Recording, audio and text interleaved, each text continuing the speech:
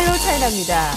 자, 중국 증시에 대해서 버블이라는 의견들이 상당히 많습니다. 그게 가타부타 지금 현재 논란이 되고 있지만 이제 지나봐야 언제가 정말 버블의 고점이었는지는 확인이 될 것인데요. 하지만 진짜 이 중국의 파워를 무시할 수 없는 부분은 조금 전에도 나가지만 그 거대한 자본력을 바탕으로 전 세계적으로 투자를 하고 있다는 부분인데요. 할리우드까지 진출을 합니다. 네, 이 미국이나 유럽의 극장이나 영화관 체인뿐만 아니라 어떤 콘텐츠를 또 투자하는 부분들이 최근에 이 소프트 파워가 강해질 수 있다는 점으로 부각이 되고 있는데요. 중국이 뭐 제조 산업은 정말 많이 따라왔죠. 국내에서도 최근에 뭐 반도체 업체들의 지분 투자가 나왔는데 뿐만 아니라 최근에 또 눈에 띄는 부분 레드로버 같은 이런 콘텐츠 업체들 어제 또 뽀로로 쪽에 투자를 했다는 소식이 나왔죠. 수닝그룹이 그렇습니다. 이런 부분들 더불어서 화장품 업체에도 사실 중국 자본들이 정말 많은 관심을 가지고 있다고 하거든요. 자, 이런 부분들이 정말 돈이 어디로 흐르는지가 좀 확인되는 대목들이 아닌가 싶은데요. 자, 오늘 또 중국 기업에 대한 이야기 들어보겠습니다. 오늘 유한타증권의 홍성진 주임 함께하겠습니다. 안녕하세요. 네, 안녕하세요. 네, 주임님 좀 동의하시나요? 네, 저 동의합니다. 네. 요즘 국내에도 이렇게 중국 자본들 투자 소식이 정말 많은 모멘텀들이 되고 있어요. 어제도 진짜 많은 소식들이 있었거든요. 자, 오늘 중국 기업 어떤 이야기 들어볼까요? 네, 일단 이제 중국의 법정 공휴일부터 간단하게 설명을 드리고 그다음에 종목으로 넘어가겠습니다. 1949년 중화인민공화국이 수립이 되고 문화 대혁명을 거치면서 중국 공산당은 유교 사상과 전통 명절이 봉건 사상의 잔재라고 판단을 하여 철저하게 배격을 해왔습니다. 그 결과 2007년까지 중국의 법정 공휴일은 공산당 이념에 부합하는 노동절과 국경절을 제외하고는 설날인 춘절에 국한되었습니다. 하지만 시간이 흐르면서 개혁과 개방에 대한 의식이 확대되면서 노동자와 농민의 삶의 질을 배려해야 된다는 의견이 지속되어 왔고 역사와 전통의 인식을 새롭게 하기 시작을 하면서 중국의 공산당은 청명, 단오, 추석과 같은 그들의 전통 명절을 법정 공휴일로 지정을 하게 됩니다. 중국에서는 법정 공휴일을 국무원에서 매년 12월에 공시를 하고 있는데요. 일반적으로 3일에서 최장 7일까지 휴무를 하며 국무원에서는 대체 휴일제 등을 활용을 하여 가급적 법정 공휴일과 주말이 연계가 되어 연휴가 될 수 있도록 일정을 공시를 하고 있습니다. 올해는 원단이 3일, 춘절이 7일, 청명절이 3일, 노동절이 3일, 단오절이 3일, 중추절이 2일, 국경절이 7일의 연휴가 계획이 되고 있는데요. 이처럼 중국 정부가 주말을 포함시켜 연휴를 만드는 이유는 정치적으로도 사회 안정을 도모하는 것도 있고 소비 활성화라는 경제적인 효과를 얻기 위해서입니다.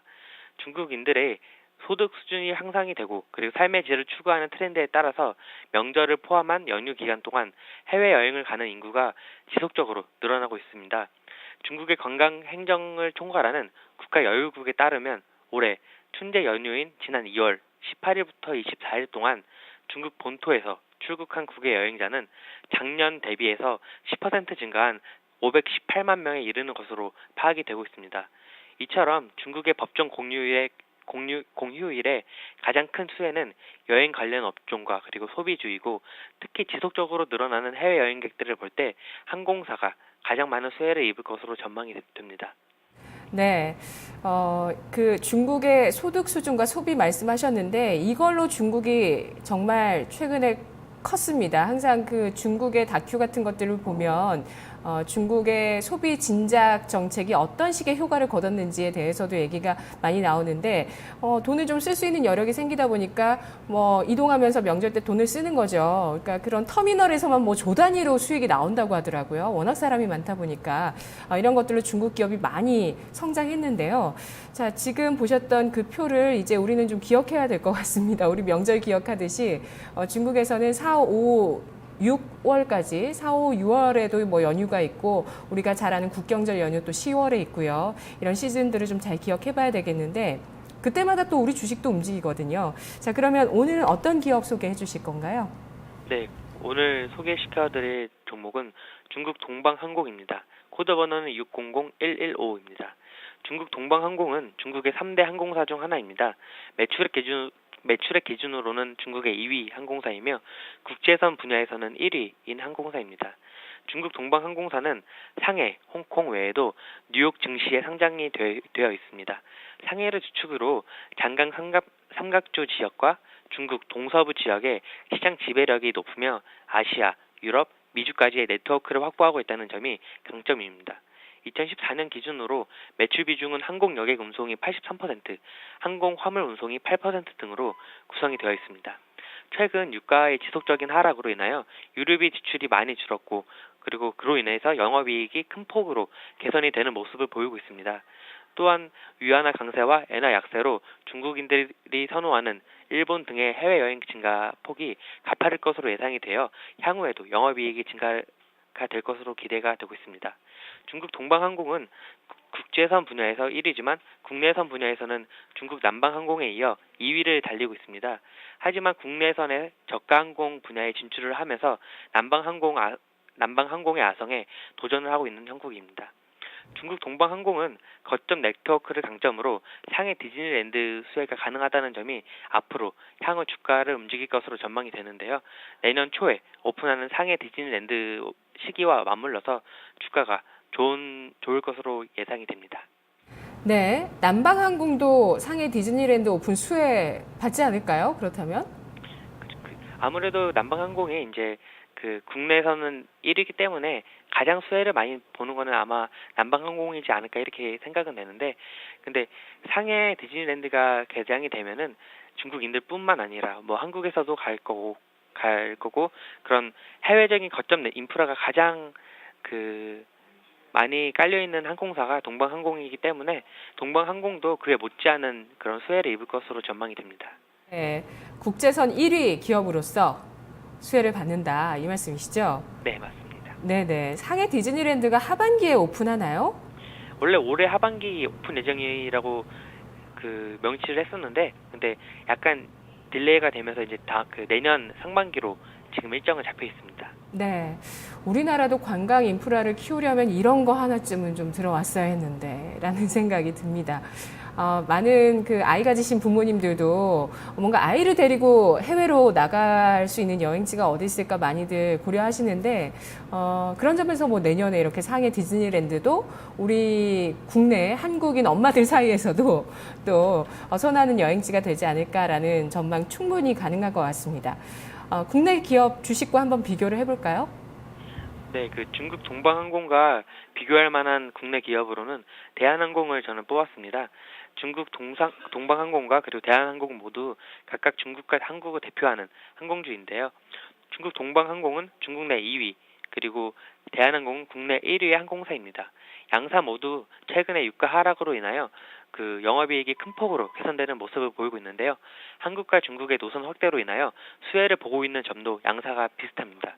국내의 경우 메르스의 영향으로 대한항공을 비롯한 항공주의 흐름이 좋지 못합니다. 하지만 대한항공과 중국 동방항공 모두 장거리 노선 비중이 높아 메르스의 영향이 상대적으로 적을 것으로 예상이 되고요. 그리고 만약 메르스의 영향이 사스 발병 당시처럼 4개월 정도 지속이 된다고 하더라도 대한항공이 입는 피해는 상대적으로 미미할 것으로 파악이 됩니다. 반면에 이제 아시아나항공이나 아니면은 다른 AK 홀딩스 같은 그런 중소형 항공사들의 피해는 좀 클 것으로 파악이 됩니다. 그 점이 약간 차이점이고요.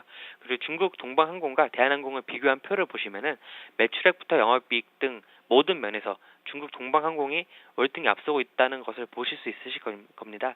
중국의 거대한 인구와 그리고 많은 물류의 영향으로 규모 면에서는 대한항공이 여류에 몰리고 있는 형국인데요. 안타깝게도 앞으로 성장성도 대한항공보다는 중국 동방항공이 더 좋을 것으로 판단이 됩니다. 중국의 해외 여행객 증가 속도가 무서울 정도로 가파르기 때문에 중국 동방항공이 앞으로 지속적으로 성장을 하지 않을까 이렇게 판단이 됩니다. 네.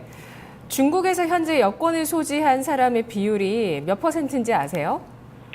한 자리 숫자로 알고 있습니다. 네. 얼마 전에 지지난달인가요? 리포트가 나왔던 게 기억나요. 리포트에 나왔던 내용인데 6%.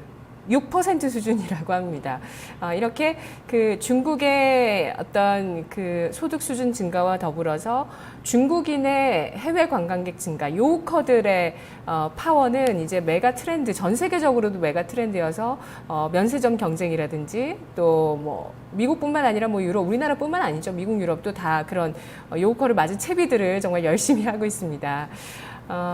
기네스에 좀 올라왔더라고요. 그 프랑스 니스 해변을 한꺼번에 가장 많이 찾은 관광객 수가 중국의 어떤 그 다단계 업체 단체 관광이었다고 하더라고요. 찾아보시면 나옵니다. 네. 자, 그러면 우리 투자 포인트를 정리하면서 전략을 한번 세워보겠습니다. 앞으로 뭐 매력적이라는 부분은 메가 트렌드이기 때문에 뭐 말할 나위 없을 것 같은데 지금 투자를 해도 늦지는 않은 것인지 버블 논란도 있기 때문에요. 이런 부분은 좀 걱정이 될 것 같은데요. 투자 포인트와 전략을 좀 정리해 주시죠.